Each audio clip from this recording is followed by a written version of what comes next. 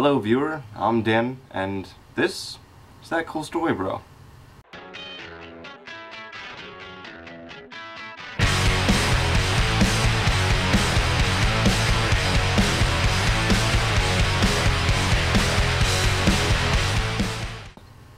See this? This is what I do. I'm what's called a student police aide for my university's police auxiliary force. That's my job. So what I do in my job is basically act as an extra set of eyes or ears for the university's police force. I basically do that by just patrolling around the campus and the area around the campus, and if I see anything weird, I just kind of report it to the cops. But I also do stuff like guarding buildings or checking IDs at entrances into campus after hours, because those are things that cops could do but they don't want to because it takes away from their job of protecting and serving the local population. So unfortunately, I get a lot of criticism for doing stuff like this because it means I work with the police. But you know what? I couldn't care less what anyone thinks about my job. I love my job. Do you know why I love my job? It's not only because it's fun and the hours are good, but I have a job that lets me actively serve my community. While other people my age are running credit cards in retail or explaining today's special in some restaurant, I'm working with law enforcement trying to make where I go to school a safer place. Now I know that sounds somewhat righteous and self-aggrandizing, and honestly, I don't do a whole lot except for walking around campus at 2 a.m. But at the very least, I'm there in case something bad does happen, which has happened before. So, just as some examples, twice now when I've been checking IDs into campus, I've caught drunk drivers. And even when I haven't done that, just being there at the entrances lets me be able to help people if they need directions or other kind of help like that. And when I'm on a patrol shift in a vehicle, I've given escorts, jump starts, lockouts to a pretty fair number of people as well. And something else that was kind of fun that happened was one time over the summer, my partner and I were the first ones to respond to a fire alarm that was pulled in a dormitory building nearby. So I know stuff like that really doesn't sound like that much compared to cops or people that actually work in true law enforcement compared to me. But just think for a second, if I wasn't there, the people I worked with weren't there, what those situations would have been like.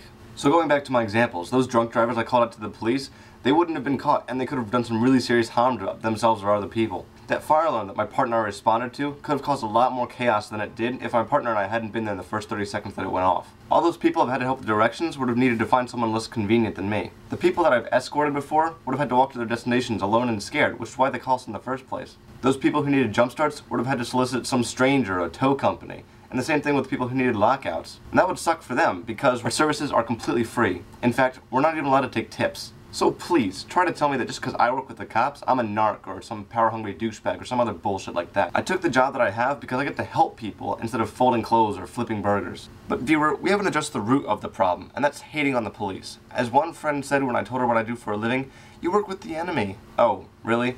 We live in a world of greed and hate and militant radicalism and a consumer culture that tells us that we'll never be happy unless we just buy as much as we can, and you're telling me that police officers, the men and women who fight crime, are the enemy? If we could please get for people like this a round of applause and the Nobel Peace Prize for pinpointing the enemy of humanity, that would be fantastic. No, it's not the police who are the enemy, you idiots. Cops are the exact opposite of the enemy. But let's just humor these people and say that cops are the enemy. And let's say we get rid of cops. We now have a society without cops. What would that look like? Go to Wikipedia and type in the search bar Somalia and hit enter. That is what a society without police looks like.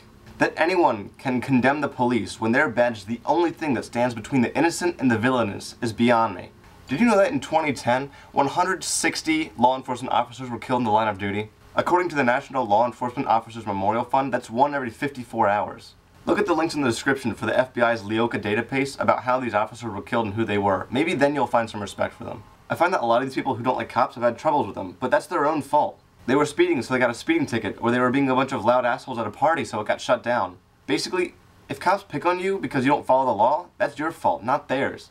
We can talk all day about whether or not we should be able to carry an open bottle of alcohol or whether or not marijuana should be legalized, but the bottom line is that that's not the law. And what you think should be the law doesn't mean anything to what the law is. If you want to do something about it, don't bitch about the police. Write your congressperson. Now, while I just laid out my appreciation for cops, I also want to sympathize with the viewpoint that is antagonistic towards bad cops. Because even though I really appreciate the men and women of the law, let's face it, there's some really terrible police officers out there.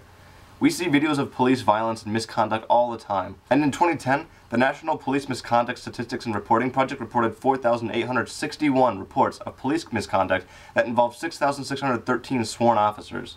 But I think we should compare that number to the number of total law enforcement officers in the United States. The number of law enforcement officials in the US is kind of a hard consensus to get, But if we use the FBI's estimate that in 2010 there were 705,000 law enforcement officers, and only 6,613 of them were reported for police misconduct, that's about 0.9% of all officers. So not even 1 full percent of officers were reported for misconduct. Now at the same time, we should keep in mind that not all episodes of misconduct are reported. So that number is going to be a little bit higher than we see in statistics. But still, that's a really, really small number for the amount of people who hate law enforcement officers for misconduct. I'll tell you what though, I absolutely hate that small percentage of bad cops. Because it's one thing to work against the system as a criminal, but something completely more despicable to be a part of the system and abuse it to your favor. And that's why we all hate politicians and pedophilic priests, but they're not really my focus right now. My point is, it's fine to hate bad cops, but it's not fine to hate all cops because of a really bad and really stupid minority.